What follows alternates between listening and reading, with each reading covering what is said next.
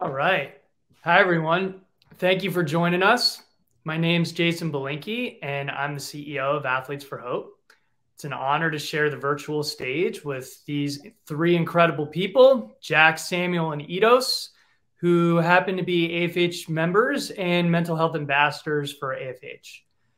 Before I share a little more information about Athletes for Hope, I'd like to give our panelists an opportunity to introduce themselves. Sam, why don't we start with you, and then you can kick it over to one of our other panelists. Sure. So hello, everyone. My name's Sam.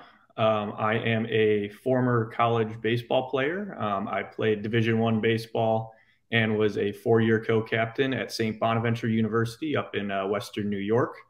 And I was also a two-time academic All-American there. Since graduating in 2019, I am now a medical student at George Washington University in DC, and I will be graduating in 2023, and I will be pursuing sports medicine. So really happy to be a part of Athletes for Hope and be able to continue this advocacy for athletes. Thanks, Sam. Jack, how about we kick it over to you? Yeah, sounds good. My name's Jack. Hi, everyone. Thanks for joining. I'm a former Georgetown men's soccer player, currently playing professional soccer at New York City FC 2, and really excited to kick off this conversation about men's mental health. Edose. Good evening, everybody. My name is Edose Ibadin. I am a current professional track and field athlete for District Track Club and Under Armour. Short and sweet. Love it. Thank you, Edose. So for those of you that are unfamiliar with Athletes for Hope, our organization is a 501c3 nonprofit founded in 2006 by several high-profile philanthropically minded athletes, such as Andre Agassi, Muhammad Ali, Mia Hamm, Jeff Gordon, Warwick Dunn, Alonzo Mourning, and Jackie Joyner-Kersee. As athletes who share a deep commitment to giving back, our founders joined forces to create an organization that brings athletes together to educate, inspire, and empower them to channel their energy for a common goal, which is to make a difference in the world. Over almost 16 years now, I've been there since day one, so it's been an amazing journey. AFH has grown exponentially from its original founding athletes to a powerful network of thousands of professional Olympic, Paralympic, and college athletes who have positively impacted hundreds of charities throughout the globe. There's no organization like AFH, one that guides athletes in how to most effectively give their time and utilize their powerful platform to raise awareness for causes and organizations throughout the world. So in that spirit, we're excited to feature today's conversation during Mental Health Awareness Month to shine a light on the importance of men's mental health. So without further ado, I would love to get into this. Jack, let's start with you. So first question is, what unique stigmas and barriers do male athletes face when trying to support their own mental health? Yeah, no, it's a great question to start off with, and it's great to meet you both. I think with men in particular, we have a particular stigma around just talking about our thoughts and feelings in general. And I think it's more difficult just for men in general just to open up about how they're feeling and being vulnerable, maybe going through a tough time. I know I experienced that when I was at Georgetown. That was when I first experienced kind of anxiety and depression kind of in general. And it was kind of hard to open up a bit to my teammates and my coaches. I personally found it difficult, but yeah, I think those are some of the things that, you know, the purpose of this call and all is just to break down those stigmas and to make it easier for men in general to be vulnerable and have those thoughts and feelings be proved as valid because they are valid. So yeah, I think those are the main things for me. Thank you, Jack. Edose, how about you? What unique stigmas and barriers do male athletes face when trying to support their own mental health? Yeah, similar to what Jack was saying earlier, a lot of men in general have a really tough time opening up about what they're dealing with. And then when you put an athlete on top of that, it's a whole nother type of stress. And I think some barriers might include being afraid to be seen as weak. And sometimes when you open up your feelings, that's almost seen as like a feminine trait sometimes. And when you're an athlete, you want to be seen as tough and that you can handle it and that you can do it all. And you're that guy. And when you find yourself opening up, it's kind of like a wall that's put down. And then now you feel like you're not that tough man on the field or the track or whatever sport that it is that you're originally playing. And so I think those are some of the barriers that male athletes often face, and sometimes even talking with their coach or teammates, they don't even know how to deal with it themselves. So sometimes it's also a lack of resources. A lot of schools don't have sports psychologists or therapists on campus that the athletes can talk to. And oftentimes when you're an athlete, it's almost like you're respected because you're an athlete, not because you're a human being.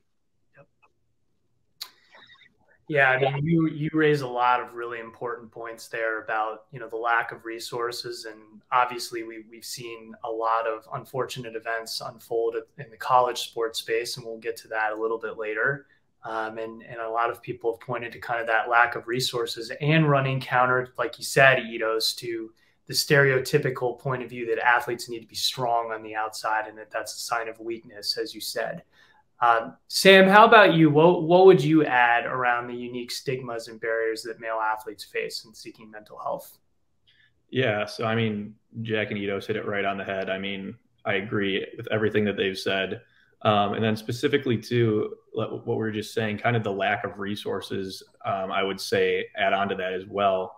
And not even necessarily lack of resources. Some of these schools could have great resources, but a lot of the athletes, maybe even specifically the male athletes as well, may not know where to go to get those resources, even if they are there for them. So one, you know, finding the resources, and two, being able to use those resources as well. So Sam, let's continue with you in terms of focusing on coaches and teammates. What opportunities do you see for coaches and teammates to support mental health on their teams? So I think kind of what Edose said, it goes back to just kind of having an openness and being willing to talk about it is a big first step. It's not the only step, but I think that's a big first step that needs to be taken. Kind of the same way that a coach would encourage you to go see a trainer if you're hurt, go see a mental health professional, or talk to someone about your mental health as well, because it's health just as much as physical health is. If you can't be right mentally, then you're not going to be able to perform the same way that you wouldn't if you were injured. So I think that's probably the biggest first step. And then teammates, just be there to support that person through whatever it is they're going through. That's a huge thing as well. Edose, I know you touched upon some of this, but anything that you'd like to add around opportunities coaches and teammates have to support their teammates? Yeah, I think coaches and teammates need to create an environment that's safe, that allows athletes to open up, especially male athletes, to open up about what they're dealing with and what they're going through. And some coaches need to care more about the athlete holistically rather than how many points they can put up or how fast they can run. And so when you're able to care about the athlete outside of just their performance, it definitely allows the athlete to feel more safe and to open up and be transparent about what they might potentially be dealing with. And so just fostering that type of environment can help a whole lot. Jack, how about yourself? What opportunities do you see for coaches and teammates to support? Yeah, I think Edose, Sam, you guys hit it right on the head. Like, just treating, your players as human beings and not just athletes is so huge. I know my coach at Georgetown used to always say, like, his door is always open for anything to talk about. That would help me a lot, because it really left it up to me. My resistance to talk to him about what I was going through was present, and he left his door open, like he said, and just to cultivate that type of environment where you're able to talk about what you're dealing with or going through is so huge. And from the teammate perspective, just checking in on your teammates, even if you don't even notice anything, just saying, hey, how you doing? If you didn't get as many minutes as you're used to, or if you, notice your teammates kind of having some low energy, just checking in, seeing how they're doing. And, really it shows that you care about like Edose said, just the human being in general, not just how fast your time is, how many goals you scored. So yeah, I think those types of things are really beneficial when it comes to an athlete's mental health in general. Yeah, Jack, I think you hit a really important point there, that especially on the surface with all of these unfortunate tragedies that have been happening lately, and they've been happening far more than the last few months, but on the surface, it seems as if these athletes have everything going for them, right? And that nothing could possibly be wrong. And like you said, taking the time to check in with them, just seeing how they're doing, that could make all the difference, because we none of us know what they're battling personally. And like Edose said, creating that open environment where teammates feel empowered to have that conversation and put themselves out there could really make the difference in someone's life. So, Edose, let's go back to you and thinking through examples of other people, such as athletes who've spoken publicly about the importance of mental health. Have any of those individuals inspired you to do more in this space? Yeah, for sure. And just seeing, like, I guess everything that's been going down these past couple of weeks, there's so much, unfortunately, a lot of lives have been taken to depression and anxiety and things of that nature. So when you see athletes who are opening up about their mental health, it definitely shows that we athletes have a big role to play in advocating for mental health and creating a space that is safe, right? And it definitely inspires me to make sure that I'm playing a good role in people's lives and making sure that I'm always speaking life into people and knowing that whatever the words I say can hold some type of weight in a positive way. And then just being able to be that support system for athletes, especially that, you're more than your performance, you're more than your grades, you're worthy of love and respect just because you're a human being, period. And I think a lot of athletes, they can be challenged by that, because a lot of people tell them, oh, I have such great respect for you. But it's like, do you respect me because I'm a human, or do you respect me because I'm a good athlete? And I think a lot of times people respect athletes because they're good at what they do, not because of who they are as a person. And so I'm definitely making sure that I'm treating people really well and just giving people encouraging words, regardless of how good they are in a certain sport or how high their grades might be or how many internships they might have, and just allowing people to be more process oriented than result oriented. Yeah, that's very important. Obviously, people get caught up sometimes, particularly when we're kind of rushing from one thing to the next. And, with teams who have lots of athletes, I think it's tough to view people in that way. And you really got to go out of your way to view people holistically, like you said earlier. So Sam, how about you kind of thinking through examples of other people that might have inspired you to do more in this space? Anyone come to mind? Yeah, so I have a few actually. So I'd say two of the big ones for me, I know they're not male athletes, but Naomi Osaka and Simone Biles, I think two of the people top of their sport, and both of them willing to kind of go out there and say, hey, my mental health just isn't right now. I need to take a step back, even when they're at the top of their game. If these people who are the top of the top are having these problems, it kind of opens the door and says to everyone else, hey, it's okay. Like, everyone goes through this. It's nothing to be ashamed of. And then kind of along those same lines, I'm from Cleveland as well. So when Kevin Love kind of opened up about his anxiety as well, that was really eye-opening for me, because I think a lot of the times too, when we hear mental health, we just think depression. And when you think of anxiety, it's more of just like, oh, the game time nerves. And, it's just something you kind of have to get over. But it can be something that's really debilitating. And I think Kevin Love kind of opened that up as well for discussion, especially in the men's health space as well. Yeah, I remember when he wrote that Players Tribune article, and that was a huge deal. You're right. He was really ahead of the curve there. Jack, how about you? I know this has been a really important thing in your life for a long time. Is there anyone in particular or more than one person that have really influenced your interest? Yeah, I think actually from our calls, I learned about The Weight of Gold, the documentary. And, Michael Phelps, I mean, came out and talked about it a lot. You know, you're talking about one of the most, if not the most successful athlete of all time in Olympic history. You know, talking about things like suicide and depression. And, you know, you think to Edose's point, like, all you can see from afar is such a successful athlete that you must think is so fulfilled with what he's done in the world of sports and swimming. And I mean, I personally just couldn't imagine that someone like him would be going through those types of things. So I think it just proves again that you really never know what someone is going through, and that, you know, hey, how you doing? That check in is just that important. It literally could be the difference between life and death. He's someone that inspired me so much, just based on his vulnerability, his willingness to open up.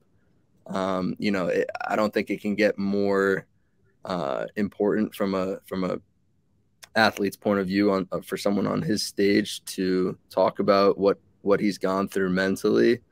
I think it just proves that, you know, we are genuinely all human, no matter how successful an athlete you are. He's someone that's completely opened my eyes to just the world of mental health and athletics in general. And I think, yeah, he's really kicked off a really good conversation that we all are continuing to talk about. Yeah, I mean, I certainly remember watching The Way to Gold, and we Athletes for Hope worked with Steve Holcomb, you know, who unfortunately took his life and was featured prominently. And we, you know, perfect case in point, had no idea what he was going through. And yet he was giving his time to giving back in the community whenever we went to him and asked. And you never know. So that's why I think, you know, opportunities like what you did, and I don't know if you want to give any additional insight on kind of what you shared with the hidden opponent and writing something there. You know, anything you'd like to say on that and what inspired you to share your story there? Yeah, so I'll share a bit about my story. At Georgetown, you know, especially freshman year, just transitioning to college was a whole challenge in general. I went to Georgetown and played soccer, and it was definitely tough mentally. I was very hesitant to open up to my teammates, to my coaches, really to anyone. Kind of just tried to bottle it inside.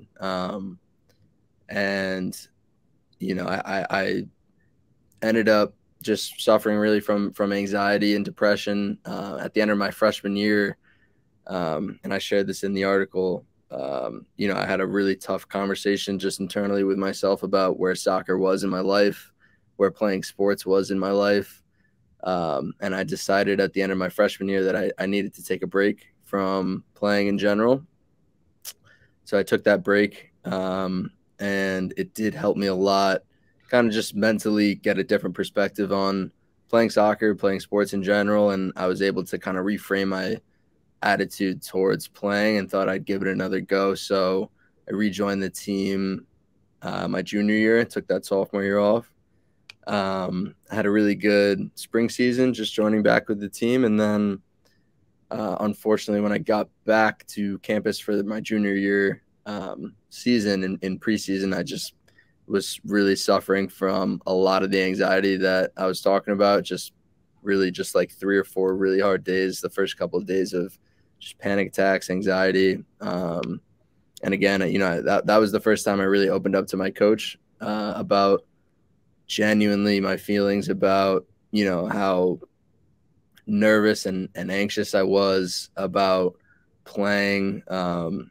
That was you know, I just remember him asking, like, what does a panic attack feel like? And that question to me meant a lot, because it showed his curiosity and his genuine care for my own mental health. And, you know, we had a really open conversation about, you know, where I was at mentally. And I thought at that time that I was done for good with soccer. And it ended up that, you know, they went off to the preseason hotel to do their thing. And I thought I was done, and kind of a similar thing happened. I just gained a new perspective. I was able to just sit with myself for those couple of days. And I was like, let me just give this one last try. And then 4 months later, I was a national champion with the team, and I was taking a penalty kick 3-3 with Virginia, and at the highest stage in college sports. My anxiety was definitely tested to the max. So I think it just proves like what openness from a coach can do. The support from my teammates was unbelievable. I don't know. I wouldn't have been a national champion without them. So yeah, I think it just, and it's continuing on today with my professional soccer. So I think it just shows what all the support around mental health can do, what openness can do, what vulnerability can do, and specifically with this conversation, just with a bunch of male athletes supporting you, it's like you can't get more support and more love from a bunch of teammates and coaches to propel you forward than that. So yeah, it meant a lot for me. Such an amazing journey. Thank you for sharing that. And like we talked about earlier, if you weren't willing to share that, I think the public perception of you would just be that you were a member of the national championship Georgetown soccer team. Right. No one would know that, what you had to go through to even just get to that point. So, kind of riffing off that and everything that Jack went through and kind of benefited from during that time, Sam, do you have particular practices that you apply in your own life to support your mental health? Yeah, so I've kind of been developing this as I go. I mean, some days are better than others, but a few of the things that I try and do are just like self-help techniques and breathing techniques. So for me, especially like right now in my current situation, I'm med student, so I'm having to do a lot of studying. And, sometimes the tests may not go as well as you want them to.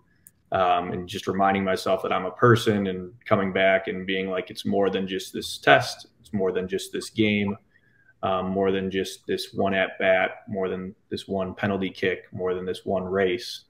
So those kind of putting it into the bigger perspective of life is big for me. And then the other thing that I'll try and do is if I'm feeling kind of anxious or down, I'll try and work out, try and go for a walk, just kind of clear my head. Those are a few things that I try and do. Yeah, I love all that. And personally, I found that breathing is very effective and, effective for almost any age in getting people to kind of calm down when they're feeling that stress.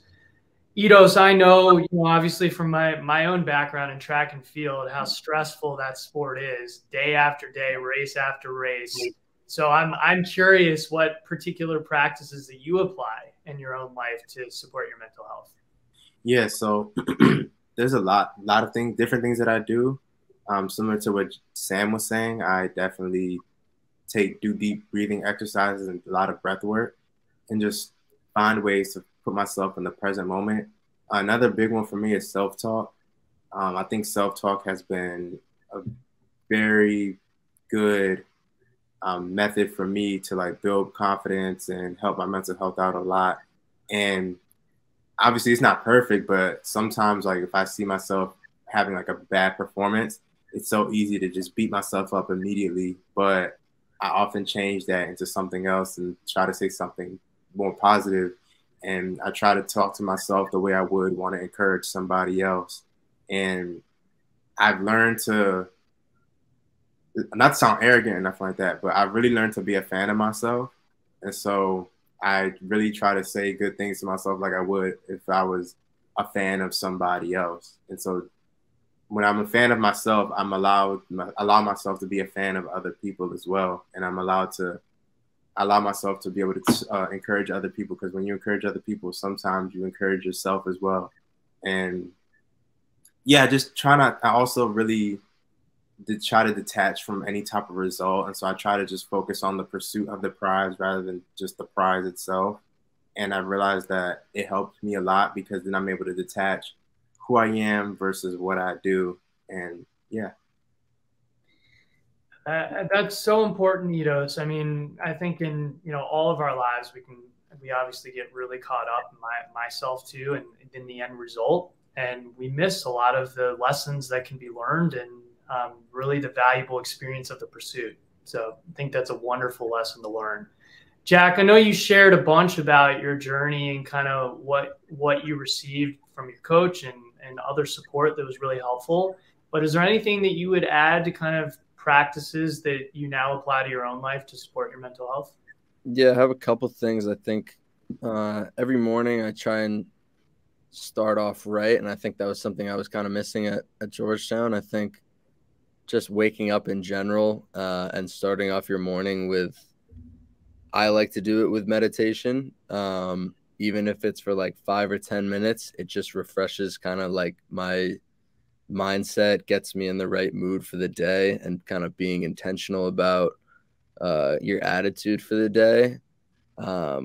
It's something that's like I've found to be difficult, to be honest, because sometimes it just genuinely feels like you're really doing nothing, but other times it actually like gets your head right, like I said, for the day, and it carries throughout the whole day. So that's something I've been trying to implement. You guys mentioned breathing techniques. I do Wim Hof breathing a lot. So I see Edose is smiling. I feel like he kind of knows what I'm talking about. Educate us, because I have no idea what that is. It's like you breathe really fast for like 30 breaths, and then you hold your breath. And I don't know, whenever I'm feeling like an emotion I don't want to feel, or anxiety in particular, I'll do that, and it will just immediately slow my heart rate and calm me down to the point where I can like think clearly, and I almost focus so much on my breath and how relaxed I'm feeling that I forget about kind of the anxiety or whatever I'm feeling. So it also just gets me a little energized for the day. So those are the two things that I've been doing. And the third thing I would recommend is just, even if you don't even have like a specific problem, or you're not in a dark place, like just talking to someone, or, it doesn't even have to be a therapist or a life coach, just talking to someone in general, getting those feelings off your chest is like something that's helped me a lot. Because I've obviously shared my story. Like it doesn't do you that well to keep those feelings and thoughts bottled inside of you. It really helps to not only get someone else's opinions, but just get all that stuff off of your chest, and release the energy kind of like into the universe. Just really helps a lot with like purifying that energy and moving forward past whatever you're dealing with. So yeah, those are the things that I would recommend. Yeah, that's fantastic stuff. I mean, all three of you, I was taking some notes that I'm certainly going to apply in my own life here when I'm overwhelmed in the morning, thinking of the 100 things I got to do. I think the breathing and kind of the positive self-talk and meditation, all of that is very helpful. So I know you all have probably touched upon this a little bit, but I want to formalize it more in this question. So Edose, why don't we start with you? And, reflecting back on this broad, long sweeping mental health journey that you've had during your life, what would you say are some of the important lessons that you've picked up that you'd want to share with other people? Yeah, so some of the biggest lessons I've learned is really be patient with yourself. I think a lot of times, a lot of people have so much anxiety and depression now because they're not where they want to be in life at the moment. And I think when you're able to kind of take a step back and just be extremely patient and really take things one step at a time. And I know with like sports and school, it can be very overwhelming, but literally I tell myself just one foot in front of the other, one step at a time. And when you're able to break things down, it definitely makes the task at hand way less daunting. And then before you know it, you see that you would have completed everything that you would have needed to. So just taking things one step at a time, and nothing is ever as bad as it seems, right? The best way to beat anxiety, in my opinion, is through action. And so really act and not ponder too much on what it is that you have to do.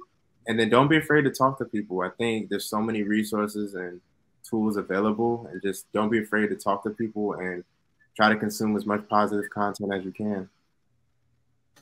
I'm feeling all this positivity from you guys. I love it. It's really energizing. So Sam, how about you? When you're thinking about your own mental health journey, what are some lessons that you want to share with others? So I think the biggest lesson that I've learned is that you're never too busy for your own mental health.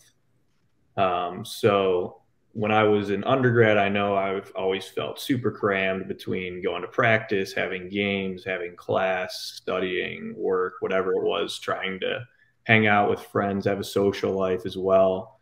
I just never felt like I had time to prioritize my mental health. And so I didn't. And it was always just that back thought about, oh, maybe I should do something about that, and never really got around to it. And at some point, you're just going to keep bottling it up and bottling it up, just like any other emotion, and it's just going to explode, and it's not going to be good. And so if you can kind of catch it before then and prioritize your mental health, even if you are busy with school and practices and whatnot, even just sitting down and talking with yourself, having like a self-reflection is big. And then taking that next step, like Edose said, kind of going and talking to someone. If you can talk to someone, that's a huge thing. Yeah, it's just amazing when you take a step back and think about, how your day is spent, and just having a couple minutes to focus on something this important. I don't know about you all, you're probably busier than I am, but all the things that I waste my time doing, historically over time, just to spend 5 minutes a day on this, the impact that it can have. But, as you said, Sam, sometimes you got to pull back from all these other things that seem more pressing, and that's really hard to do. So Jack, what about you? You've had such an interesting journey to get to this point. If you were going to pull out a lesson or two to share with others, what would that be? Yeah, I think the biggest lesson I would holistically take from my journey was that, when you're in the darkest of dark times and like the lowest of low points, you kind of think that you're buried, and that this is it, and like it can feel like the world is genuinely ending. But I know from experience that you could actually just really be like a seed almost planted for growth, in terms of the lessons that you learn from those struggles, in terms of the times that you're going through that might actually help you in the end, the struggles that you might view as blessings. That's the biggest lesson that I think I learned, because I just learned a ton from a psychology point of view, a mental health point of view from when I was struggling, and it helped. It makes you stronger. It helps you, those issues or things really aren't going away. That's just life in general. But it helps you be able to cope with them a lot better after. And for me, it's only been 2 or 3 years since school, and I've already made a decent amount of growth in my mind about how I'm dealing with them, and it'll continue on. So yeah, I mean, if you're struggling, like don't think this is it. It's something that actually might help you, and it's all perspective. You might actually end up viewing those times as the times that propelled you forward, instead of the times that actually buried you. So that's what I would say. Yeah, that's a really interesting perspective, Jack. Obviously, tough in the moment when you're going through that to view it as a growth opportunity. But I'm sure when you look back, I know personally as well, and going through anxiety myself over the years in sports and other things in my life, that those were probably some of the greatest growth moments, like you said, in my life. But at the moment, clearly it was very difficult to kind of see through the weeds of the anxiety. So this has just been such a thoughtful, insightful, fascinating conversation. I want to give each of you one more opportunity just to share any final thoughts you might have with our audience. So Sam, why don't we give you the first opportunity to share that? Sure. So I'll kind of go off my last point and keep it short and sweet. Prioritize your mental health, and don't be afraid to reach out. It never hurts to talk to someone. Edose? Don't be afraid to talk to people, and at the same time, when people do reach out to you, take some time to actually respond and be transparent and tell them how you're really feeling. Because oftentimes people will say, oh, I don't want to reach out. But when people are reaching out to you and you're not responding, it kind of causes people to not reach out anymore. So be transparent with those who are reaching out, and just know that there's healing along the way, and you're never too busy, like Sam said, to prioritize your mental health. Jack, final word with you. Yeah, I'll steal one point from each of you that I think are really good. Sam, you said, you're never too busy to prioritize your mental health. I think that's so huge. That's something that's helped me. And I think, Edose, you said action is the biggest counteraction to anxiety. That's something that I've experienced firsthand. It's like when you're stuck in that feeling and you don't want to get out, action is the first thing that it might seem uncomfortable at first, but it will get you out of it and it will put you in a different mindset. I think those two things are huge. And I'll add that you're just not alone. Sometimes it's hard to remember that, there's other people in the world that are experiencing what you're feeling. And when you think you're alone and when you think you're isolated in what you feel like a little weird or just, not handling it right. Don't buy into your mind saying that there's other people experiencing what you're thinking and feeling. They're valid, and we all got you. Well, thank you guys so much for participating tonight and sharing your perspective and lessons learned in your own mental health journeys. I know I learned a lot from you all that I'm going to apply in my own life. We look forward to bringing you more conversations like this in the weeks to come as part of Athletes for Hope's Whole Being Athlete program, of which all three of these gentlemen are ambassadors, and we're so lucky to have them. To learn more about Athletes for Hope's work in the mental health space and find additional resources, you can visit athletesforhope.org. Thank you for tuning in.